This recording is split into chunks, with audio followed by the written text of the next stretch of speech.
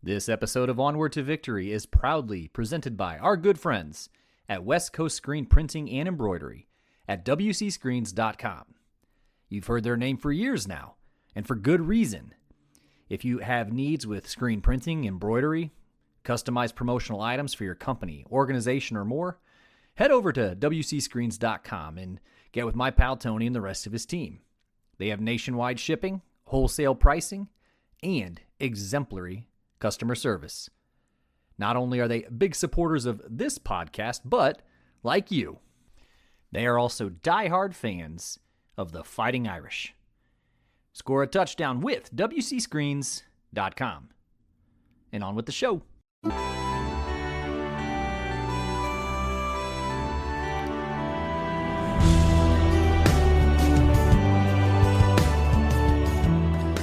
The march continues today on Onward to Victory. We step into the 1910s, a decade where Notre Dame football truly began to come into its own. The Irish were still independent, still building on their national reputation, but the pieces were starting to fall in place. The forward pass began changing the sport. Knute Rockne and Gus Duray helped bring a new style of football into the spotlight. And by the end of the decade, a young George Gipp was already becoming one of the most electric players the game had seen. From rugged line play to wide-open innovation, the 1910s helped shape both Notre Dame football and college football itself. So buckle up those chin straps, Irish fans. This is Onward to Victory. Onward to victory. We're going inside them. We're going outside them. Inside them and outside them. And if we get them on the run once, we're going to keep them on the run. We're not going to plan unless our secondary comes up too close. But don't forget, man, we're going to get them on the run. We're going to go, go, go, go. Then we aren't going to stop until we go to that goal line. Don't forget, man, today's the day we're going to win. They can't lick it. And the back out of the ball. The first is going to back with that. Fight, fight, fight, fight, fight. What do you think, man? Hello, Irish fans, and welcome to Onward to Victory, a Notre Dame football podcast. I am your host, Alex Painter.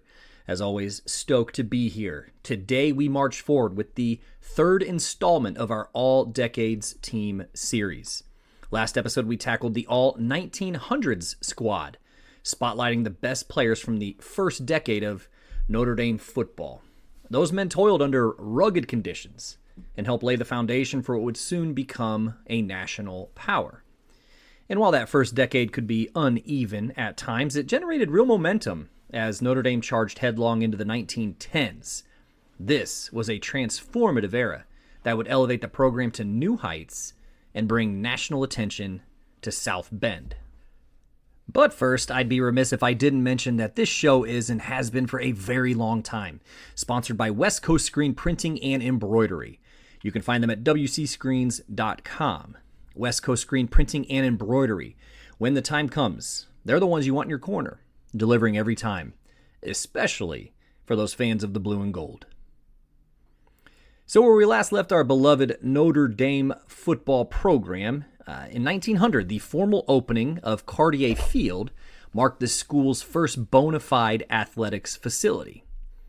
Though the Irish had played a handful of games there in 1899, the field itself was officially dedicated in May of 1900. Notre Dame had also produced its first Walter Camp All-American in powerhouse fullback Louis Salmon, and in 1909 had finally delivered a knockout blow to rival University of Michigan with an 11-3 victory that resonated across the college football landscape. I'm not being hyperbolic with that one either. By 1909, Michigan had already claimed 4 national titles and 5 conference championships just that decade. That 1909 win over Michigan was undoubtedly huge.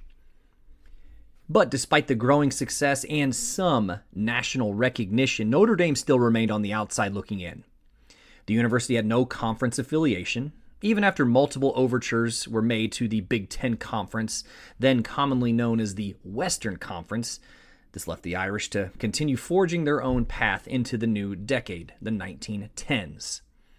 So let's talk about the scope of this episode. We will cover the seasons from 1900 through 1919. And make no mistake, this decade will prove enormously consequential in the history of Notre Dame football. There will be massive victories, spoiler alert, seismic coaching hires, a world war, and a global pandemic. By the time the decade closes, college football itself will look dramatically different than it did when it began. And somewhere along the winding road to South Bend come perhaps the greatest coach in the history of the sport, Knute Rockne, and perhaps the greatest player in college football history, or certainly Notre Dame football history, in George Gipp. One might say that the 1910s are where the foundation of Notre Dame myth-making truly begins. I wanted to start with a quick anecdote from Notre Dame 100 Years, which is the comprehensive history of Notre Dame's first century by Arthur Hope, which is a favorite of the show, by the way. But anyway, despite the successes on the gridiron up through 1909, it didn't necessarily mean the sport was a favorite campus feature to University President Father John W. Kavanaugh. I am paraphrasing a bit here, but Hope shares that when John Kavanaugh was introduced as president of the University of Notre Dame, he was often asked first about football, a habit he found increasingly frustrating, since he believed there were, quote, so many finer things at the university than athletics, end quote. He bristled at the notion of Notre Dame as a, quote, football college, end quote. And yet football was becoming exactly that in the public imagination. Even more striking, the sport was a financial drain. Notre Dame, quote, lost money on athletics every year until 1913, end quote, making the enterprise difficult to justify on practical grounds. Still, the program's reputation continued to grow, even as it remained outside of the Big Ten Conference and frankly hemorrhaged money. Some officials viewed that exclusion as rooted in an unreasonable prejudice, even, quote, fought on theological grounds rather than athletic, end quote. That good old-fashioned anti-Catholic bias will make an appearance in the future as well. Whatever the cause, though, Notre Dame was pushed to schedule opponents in the East and the far West, and a challenge that slowly became an advantage. Then came the turning point, 1913. Behind Captain Knute Rockne and quarterback Gus Duray, Notre Dame shocked Army in a game 35-13. They passed Army to death, according to Hope, in a performance that stunned the East and changed everything. And from that moment on, Notre Dame was no longer just surviving in football. It was becoming nationally known because of that. And with that tee shot, let's get down to the brass tacks. As we do before each of these, let's hit some high-level stuff first. Overall record for the decade: 55 wins, just 7 losses, and 6 ties. That's good for an .853 winning percentage, or they won just a shade over 85% of their ball games for the decade. Some context: well, in the 1880s and the 1890s, that mark was .660, and in the 1900s, it was .791. So make no mistake, we are on a very, very clear upward trajectory here. So the 1910 team was coached by Frank Longman, better known as Shorty, whom we discussed in detail last episode, and who was ultimately tabbed as the all-decade coach for that era. The Michigan product had helped steady and shape the program, but by 1910, his time in South Bend was already nearing its end. In the summer of 1911, just weeks before the start of the academic year and the beginning of football practice, Notre Dame was officially hit with the news of Longman's resignation. The Indianapolis Star captured the moment under the headline, "Catholics Lose Shorty Longman," marking an abrupt close to his tenure. Yet, the departure was not entirely unexpected. As early as 1910, in December of 1910, reports had already surfaced that Longman intended to leave coaching for the manufacturing business, specifically in flashlight powder production. And the Indianapolis Star even noted that many football observers believed he would not return, making the resignation less a shock than a confirmation of what had long been anticipated. So the 1911 and 1912 seasons were helmed by former Dartmouth gridiron star John L. Marks. Whereas Frank Longman was boisterous, theatrical, and magnetic, perhaps in smaller doses, his successor, Coach Marks, brought a quieter and more congenial presence to the sideline. He was very much a football man, though, with a clear willingness to experiment with new formations and personnel more readily than his predecessor was, perhaps. Marks also paired his generally kind and empathetic demeanor with a competitive edge that showed up on the scoreboard.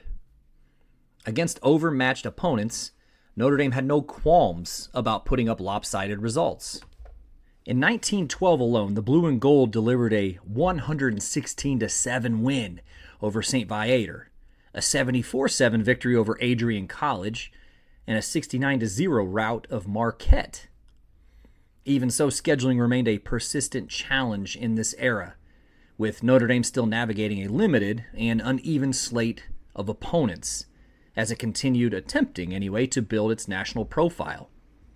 But on that front, it is worth noting, there are these blips. The Marquette game was actually played at Comiskey Park in Chicago, and a game against Pittsburgh, a 3-0 win that season for Notre Dame, was played at Forbes Field, so they are kind of commanding some larger venues. But after Marks departed following the 1912 season, Notre Dame turned to former Wabash College coach Jess Harper. Harper was uniquely positioned for the task ahead. His close ties to football luminaries such as Amos Alonzo Stagg, under whom he played at the University of Chicago, along with strong relationships across several prominent Midwestern programs, this gave him access to circles that perhaps had been closed to Notre Dame before. That network, plus some relentlessness on Harper's part, helped him open doors to a broader competitive landscape and made it possible for the school to schedule games against higher caliber opponents, at least on a more consistent basis. And it offered a path out of the isolation that had previously limited some of its growth. Harper also brought with him a background and identity that, in the context of the era, likely mattered just as much as his resume. He was Protestant, a detail that may have carried weight in shaping perceptions and easing relationships with other institutions at this time. So Harper held things together through the 1917 season before ultimately stepping away despite compiling a really quite outstanding 34-5-1 overall record. Some speculation has long surrounded his departure.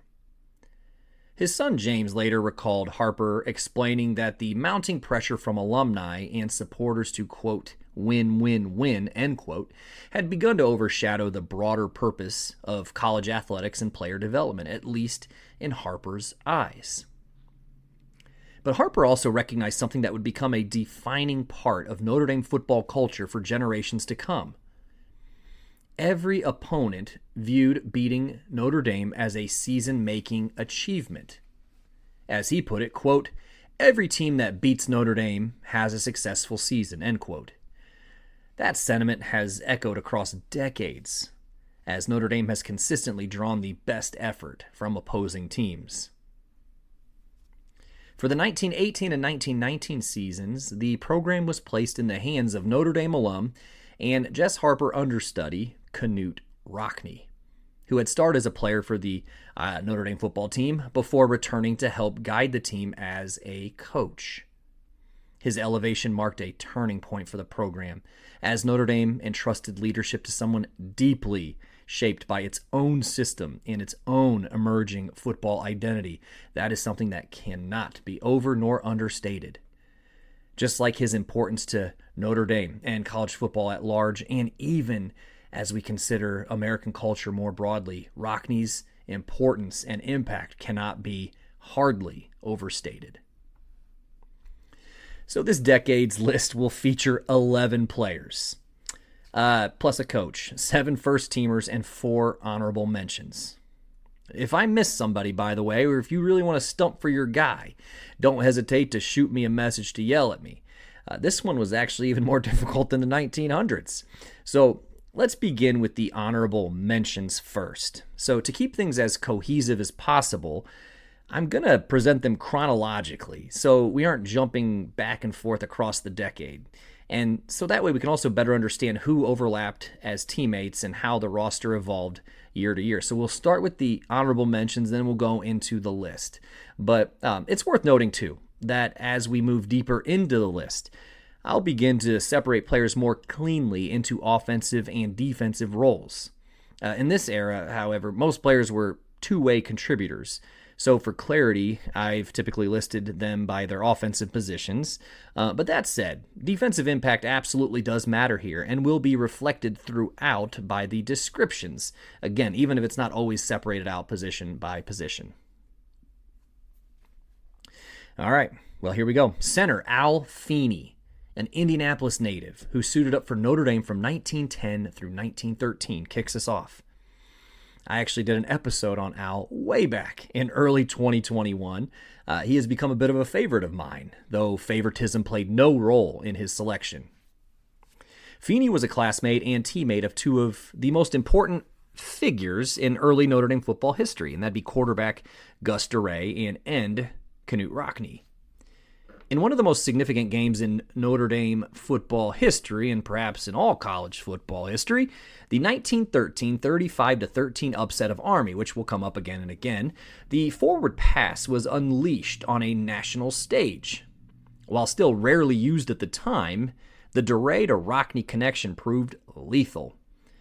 It's worth noting that every one of those passes, though, began with Feeney snapping the ball at center. After spending his first year as a reserve, the 5'11", 180-pound Feeney broke into the starting lineup. And wouldn't you know it, they never lost a game with him at center during those seasons. But here's a fun one. The week before the critical Army game, Notre Dame played Alma College from Alma, Michigan. In that game, from his nose guard position, Feeney intercepted 3 passes. Yeah, I do not know how either. But after graduating, Feeney moved into professional football and basketball, and later coached high school and semi-pro football teams. He eventually entered public service. He became the first Catholic mayor of Indianapolis, serving from 1948 to 1950. Prior to that, he was the Marion County Sheriff, and also served as the Indiana State Police Superintendent from 1933 to 1935. Again, athletically, he played professional football and basketball from 1914 to 1926. Al Feeney, whom this show has lovingly referred to as the Everywhere Man, died while still serving as mayor of Indianapolis. And yes, he is your honorable mention center. The next honorable mention is one similar to Harry Red Miller. Last episode would have been a surefire first-teamer, if not for the guy in front of him. And that is halfback Stanley Kofal, who absolutely starred for Notre Dame from 1914 through 1916. He actually served as captain during the 1916 season. You could probably make the case rather easily that Kofal was perhaps the best player during the entire Jess Harper era, which again ran from 1913 through 1917. Kofal was a touchdown machine. He scored 9 in 1914, 9 more in 1915, and 12 more in 1916, even 30 touchdowns. He was a Cleveland native, and he starred in the Interhall League before he broke in with the varsity. I have to give Kofal his flowers here, though. He was so good, and only someone like George Gipp keeps him off the top spot. But listen to what the 1916 Notre Dame Football Review wrote about him. Here you go. Quote, a fighting leader, a demon at carrying the ball, and one of the hardest tacklers in the history of football. His place will be hard to fill next year. It is little wonder that Eastern football critics were unanimous in terming him the greatest all-around backfield man in America. Cofield never knew the word quit. In his 3 years as a member of the Notre Dame football squads, he gave the best that he had, and that in itself was enough to make him one of the best halfbacks of all time. Kofal will be badly missed next year, but his name will long go down in the annals of Notre Dame football as a star of the first degree, end quote. Kofal, while still a player, assisted then assistant coach Knute Rockne as he coached the local South Bend semi-pro football teams. According to historian Emil Klosinski, Rockne likely chose Kofal for his ability, naturally, and also the understanding that he needed money to get him through school. This was a situation that Rockne himself would have experienced as a student. So Stan Kofal, halfback, honorable mention, and a tough decision at that.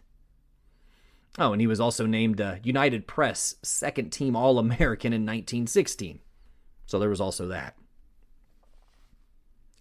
And thinking about quarterbacks, which we do a whole lot in the modern game, that is the direction we will head next.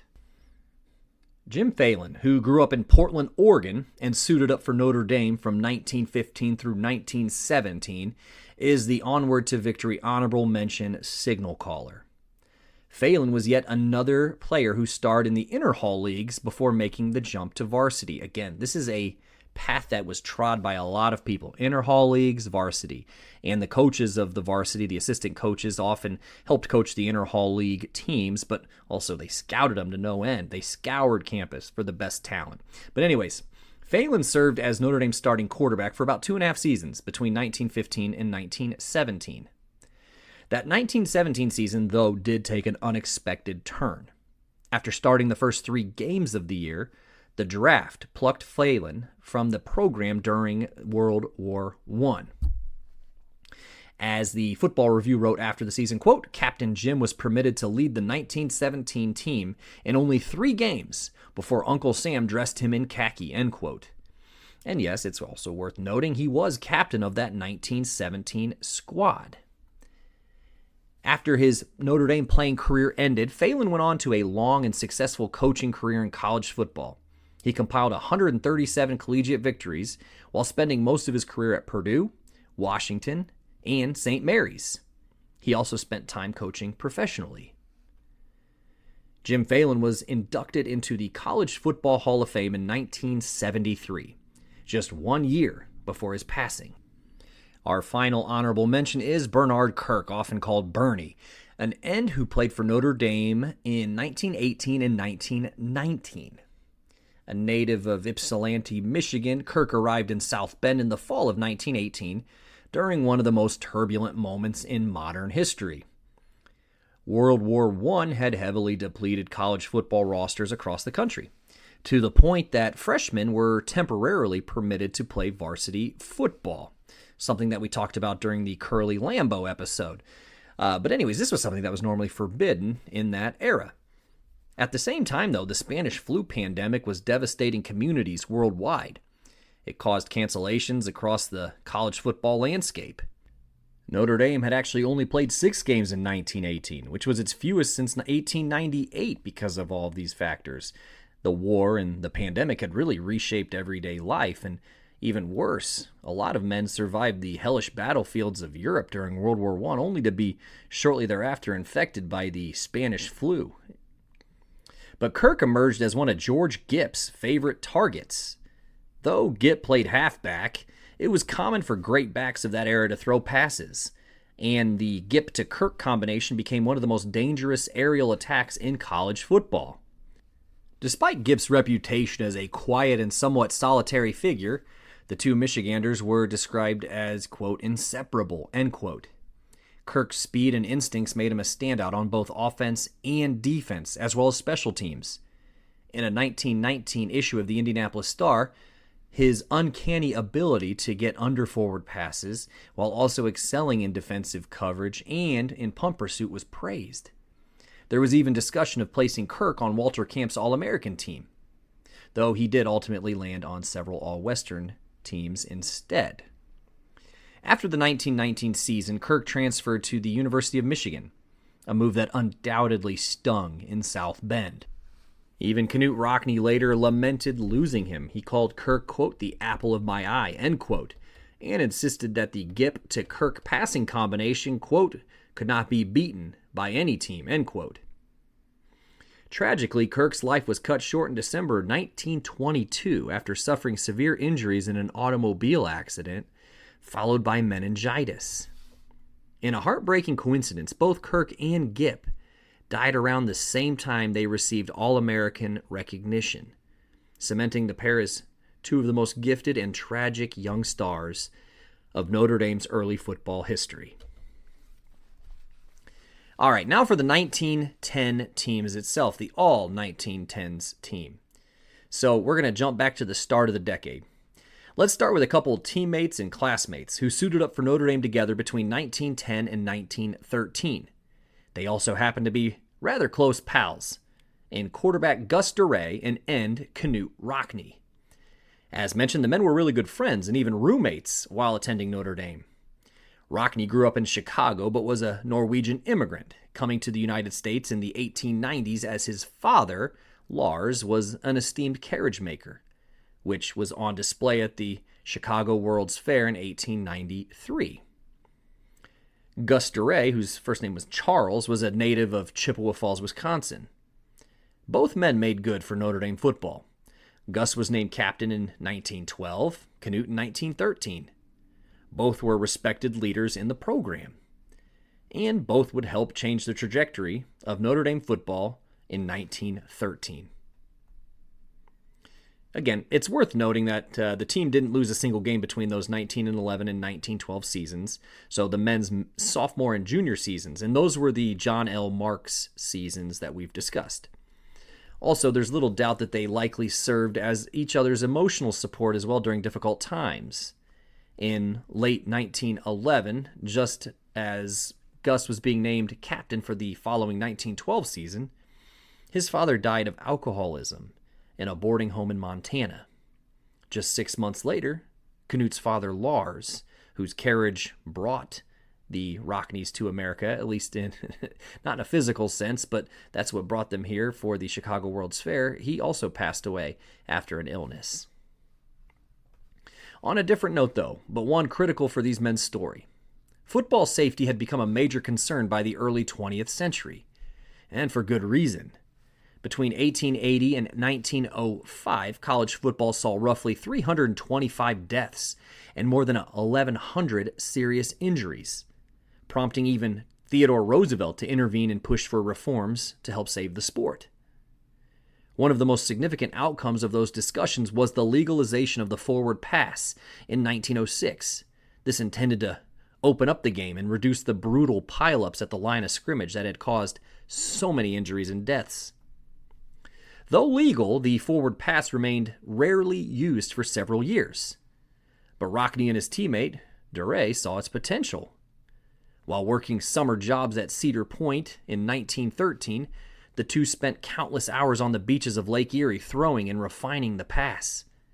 Rockne later recalled that beachgoers probably thought the pair was crazy as they endlessly practiced their, quote, painstaking preparations, end quote, for their final football season together. What made the men's pass a little different was any of the passes that had been used, at least mostly, in the college football game, the receiver would run a route and become a stationary target. The quarterback would then throw him the football.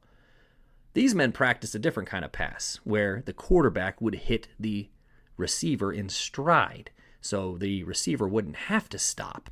And yes, I know, this is something that we take pretty much for granted now, but let me tell you, 1913, that was really cutting-edge stuff. So the men are now armed with this revolutionary tactic, and they both came back to South Bend for their final football season in 1913. According to Rockne, awaiting him at the train station was new head coach Jess Harper. According to Rockne, the encounter went as such. "You're Rockne?" Harper asked. "Yes." "Well, I'm grabbing you football men off the trains as fast as I can. We've got to work our head and legs off," said Harper. "What's the excitement?" Rockne countered. "They're letting us play in the East. The Army has agreed to play Notre Dame."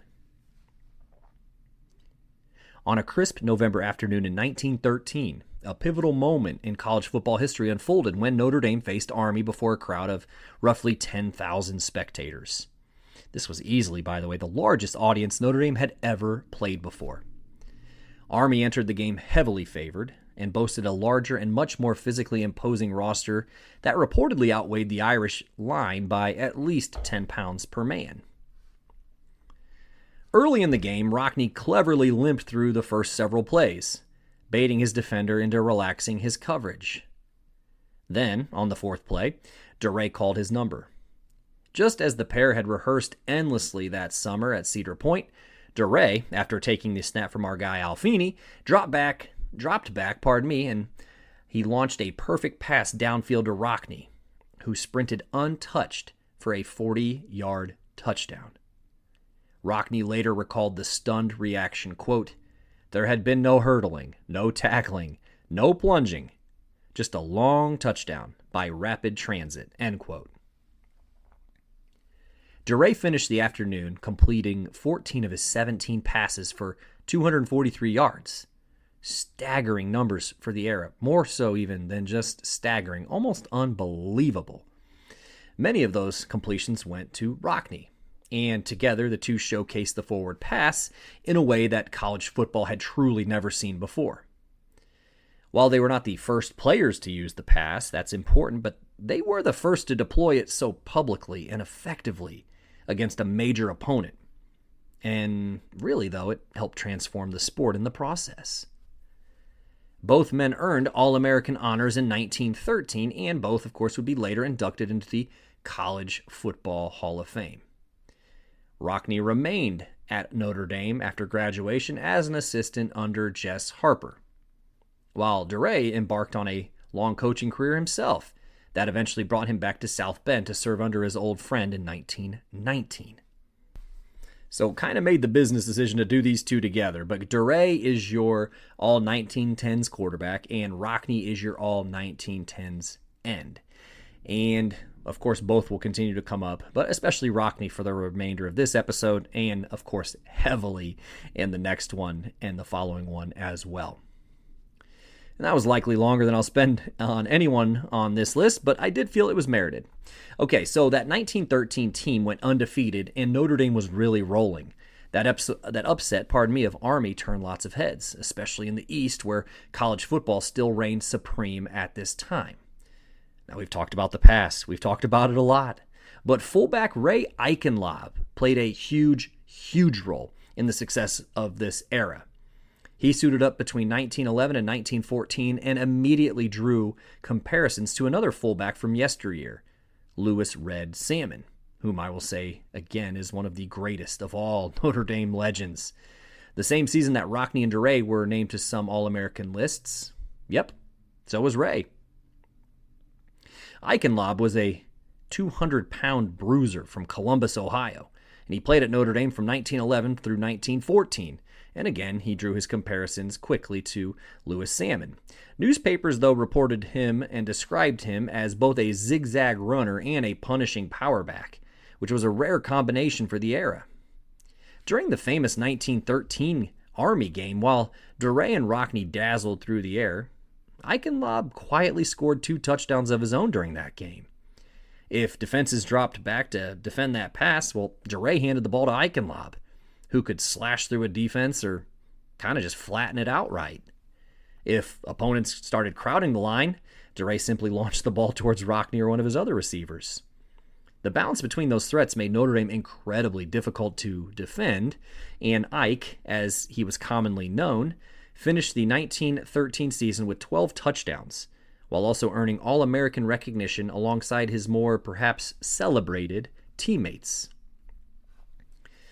In the 1914 Annual Football Review, the paper waxed poetic. Quote, "In the hearts of Notre Dame fans, he lives with Salmon and Red Miller as one of the 3 greatest fullbacks of all time.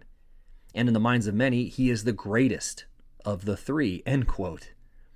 Just as a quick note, Red Miller mostly lined up at halfback, but, the sentiment was there. That is how people felt, and those who watched him felt about Ray Eichenlaub.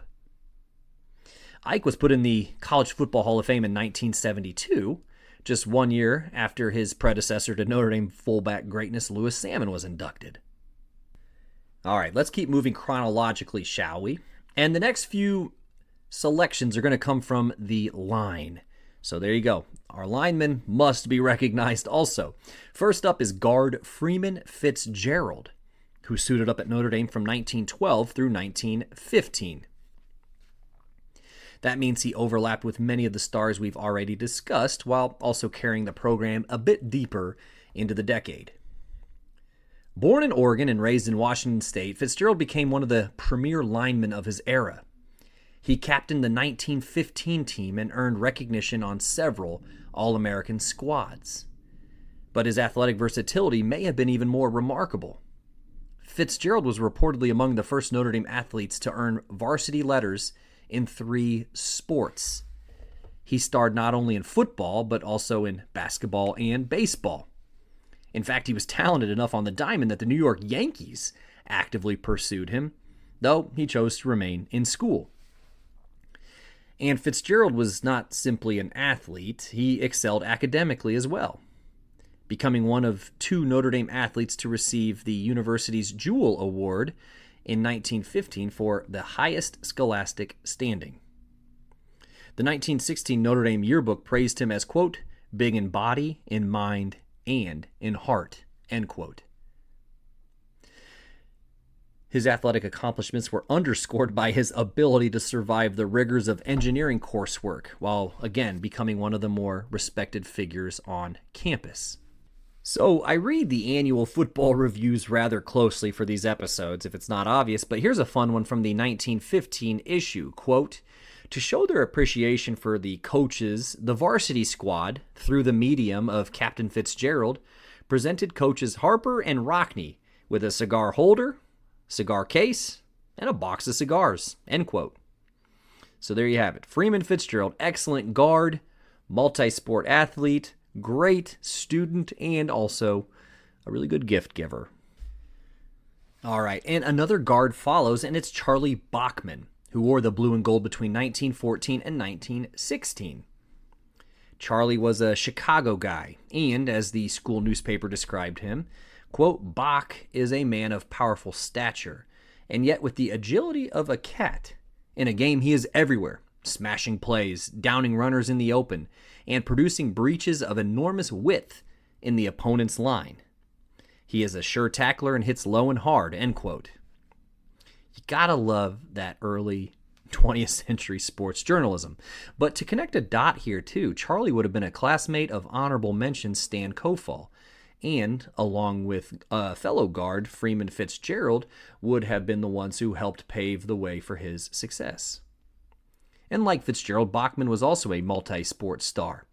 He briefly actually held the world record in the discus throw during the spring of 1917. Again, he was a prolific blocker, and he was selected to Walter Camp's All-American list as a second-teamer in 1916. Now, we throw around All-American a lot here, and all of the American lists had repute, of course, but to be named to Walter Camp's list, at least at this time, was next-level prestigious. So when Bachman was named to the second team in 1916, he was just the 5th player in Notre Dame history to be named to Camp's list. He joined 1903 third-teamer Louis Salmon, 1909 third-teamer Harry Miller, 1913 second-teamer Ray Eichenlaub, and third-teamer from the same season Knute Rockne. That's a short list, but of course happy that these are all names of folks we've talked about for this series. But after his playing days were over, Bachman went on to win 137 games as a college head coach, beginning with his career with Northwestern in 1919, and he ended with Hillsdale College in 1953. He coached most notably with Kansas State, Florida, and Michigan State as well. He was inducted into the College Football Hall of Fame in 1978. Moving forward, some really good linemen on this list, by the way, and the next player discussed is again one of them. That'd be Frank Radzewski, who played center from 1915 through 1917. So to quickly reacclimate, this is still the Jess Harper era, and Knute Rockne is of course still an assistant coach at this time. But like Charlie Bachman, Radzewski, which that name has got to be about as Polish as it gets, I think, was also a Chicago guy. Whereas Bachman attended Englewood High School, Frank went to St. Stanislaus School. Frank was 6'1", 220 pounds, so he's a sizable dude at this time. Actually, per the 1990 Collegiate Collection card, which, if you collect those, you know which ones I'm talking about, he was the biggest guy on the 1917 team, to which the team photo backs up that claim. To close a quick loop, when Dave Phelan, who was our honorable mention quarterback, was called to World War I, it was Radzewski who took his spot as team captain in his absence. but Frank was named to the second-team Walter Camp All-American list in 1917. Here's a fun one. When the Football Review was writing about him, they shared that, quote, his great height and shiftiness made it almost impossible for an alien back to shoot a pass over his head, end quote. And to that point, he did intercept a pass in the 1917 Morningside game, and he took it 40 yards the other way for a touchdown. And believe it or not, that interception return is, according to the program record book, one of the 100 longest interception scoring returns in program history. That 1917 Morningside game is also a little noteworthy, as it is the game that George Gipp plowed into a stanchion, which was on the sidelines, and he broke his leg. Radzewski's post-football life took a sharp turn during the Prohibition era. In July 1927, he was convicted in federal court on 3 counts of possession, sale, and transportation of liquor. Testimonies from co-conspirators alleged his involvement in a larger bootlegging operation in South Chicago, including claims that he had paid bribes to local police, though he was ultimately acquitted on additional charges tied to operating a still and manufacturing liquor. So this is still a history podcast, and context is important, but it is worth noting that the Volstead Act, which was kind of more commonly known as the Prohibition Act, was widely unpopular at this time. In the 1928 presidential race, this would have been the following year, Al Smith, who was both a Catholic and the Democratic nominee, whom even Knute Rockne supported publicly, ran on a platform calling for the repeal of prohibition. At any rate, Radzewski was an exceptionally standout blocker and someone who opened holes early in the brilliant career of George Gipp. And speaking of, rounding out the Notre Dame Football All-1910s team is George Gipp, the Gipper himself. So where to start? Probably with Gipp and Rockne themselves. They're inextricably connected. Both were Protestant, and both arrived at Notre Dame as older than average freshmen. Rockne was 22 in 1910, and Gipp was 21 in 1916. They developed a mutual respect that shaped both of their careers and trajectory of the program. Gipp, often misunderstood as indifferent or detached, was really driven by kind of a carefree, almost fatalistic outlook. More of a, I'm not here for a long time, I'm here for a good time, so to speak, than lack of respect for the game or those around him. Gipp came from Laurium, Michigan, in the Upper Peninsula, and Rockne first noticed him kicking a football around the practice field in street clothes shortly after Gipp arrived on campus, and this moment led to his recruitment into the program. From there, Gipp's football arc was explosive. His legend began early with a 62-yard drop-kick field goal in a freshman game against Western State Normal, or now known as Western Michigan. That glimpse of his talent, and he had like this bit of improvisational flair, that would define him. By 1917, though, his progress was disrupted by injury and increasingly sporadic presence on campus. We talked about the injury. That was his running into a stanchion during the Morning Star game, but he left largely detached for the team for stretches of the year. Perhaps more frankly, he literally disappeared for about 10 months. Rockne, at some point, who tried his very, very best to keep Gipp on the team, happy and eligible, assumed that he was actually drafted and fighting somewhere on a European battlefield during World War I. However, Gipp reemerged just as Rockne took over the program in 1918, and again, the coach made it a priority to keep him engaged and eligible. By 1918, Gipp was already central to the offense. He averaged 5.5 yards per carry for 550 yards and 6 touchdowns. And again, this is 1918. This is Rockne's first year as head coach, and this is the World War I global pandemic shortened year, so that 550 yards and 6 touchdowns came in just 6 games. In 1919, Gipp fully arrived as a national star, where he produced week after week of dominant performances, and he drove both the rushing and passing attack, and he also contributed on defense. That year, 1919, he rushed for 729 yards on just 106 carries and averaged 6.9 yards per attempt. And he added 727 passing yards on 41 completions, accounting for 7 total touchdowns. George Gipp was just that hard to stop. Before the November 1919 game against Army, a sports writer asked one of the cadets' assistant coaches named John McEwen if he felt they had properly scouted Gipp ahead of the game. "Who the hell is George Gipp?" the coach replied dismissively. "You'll find out tomorrow at 2 o'clock in the afternoon," the writer replied. And yes, they found out. Gipp ran roughshod over Army during Notre Dame's 12-9 victory. That same writer then found McEwen after the game. "How'd you like Gipp?" he asked. "Gipp's no football player. He's a runaway son of a bitch." Beyond the numbers, though, Gipp became the centerpiece of the offense, impacting games as a runner, passer, and a defender, while delivering consistent week-to-week dominance that cemented his reputation as one of the most dynamic players in college football. In 1920, though it lies a little bit outside the scope of this episode, he became the centerpiece of an undefeated season and one of the most electrifying players in the country. Off the field, his legend only grew.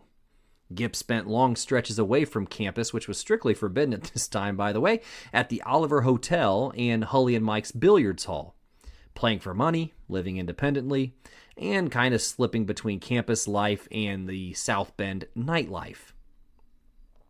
His academic issues eventually did catch up with him, which led to his expulsion actually before the 1920 season even began, largely due to a lack of attendance and recorded coursework rather than failing grades. The thing that a lot of people write is Gipp didn't have failing grades. He had no grades whatsoever. But alumni pressure and pressure from the local South Bend business folk ultimately helped secure his reinstatement. So that 1920 season, though, was truly epic. So epic for Gipp that even 106 years later, his fingerprints are still all over the record book. His 8.1 yards per carry that season are still best in program history for a single season. His 6.87 yards per carry in 1919 just got knocked out of the top 10 by who? Jeremiah Love's 6.89 yards per carry in 2025, which means that 1919 season is still 11th all time in terms of yards per rush. He closed the season as the driving force behind an undefeated team again, and he became the first Notre Dame football player named to a Walter Camp first team All-American. However, shortly after the season ended, he fell gravely ill and died on December 14th, 1920, at just 25 years old. His reported deathbed exchange with Knute Rockne, his coach, has since become one of the great what-if moments in sports history. Part legend and part lore, but yet fully embedded in football mythology. Gipp's legacy remains somewhat inseparable from Rockne's rise and Notre Dame's emergence as a national power. And it certainly secured his place as one of the program's most enduring figures. And I say this without a trace of a doubt. George Gipp is the greatest of all Notre Dame football players. So, to summarize, we'll start with the honorable mentions. Al Feeney, a steady center on Notre Dame's early rise. Feeney anchored the line during the 1913 Army upset that helped showcase the forward pass. An undefeated starter at his position, he later became a civic leader in Indiana. Stanley Kofall, a standout back of the Harper era. Kofall was a prolific scorer and captain of the 1916 team. Known for his toughness and versatility, he was widely regarded as one of the best all-around backs of his time. Jim Phelan, Notre Dame starting quarterback across multiple seasons and captain in 1917. Phelan led the Irish before leaving for World War I service.